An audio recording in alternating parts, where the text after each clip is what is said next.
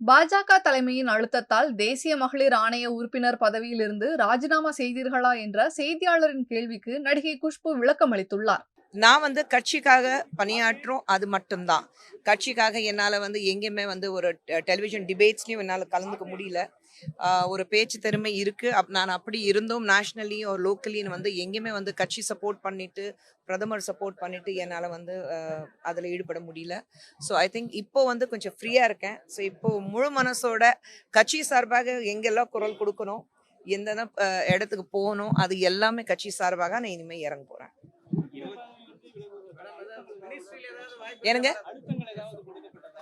அப்படியெல்லாம் ஒன்றும் கிடையாது. அதான் சொன்னேன், ஒரு பேரம் பேசிட்டு இது கொடுத்தாதான் அதுன்னு அப்படி என்னைக்குமே கிடையாது. கட்சி நம்பி பிரதமர் நம்பி நம்ம இங்க வந்திருக்கோம்.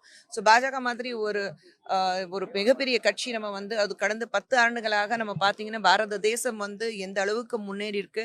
நம்மளுடைய பிரதமர் நரேந்திர மோடி அவர்கள் இன்னைக்கும் உரையாற்றும் போது எவ்வளோ விஷயங்கள் அவர் பேசியிருக்கிறாரு. ஸோ அப்படி இருக்கும்போது எப்படி ஒரு நாடு முன்னேறணும், இன்னைக்கு நாளைக்கு நம்ம நாடு எப்படி இருக்க போகுதுங்கிறது முக்கியம் கிடையாது.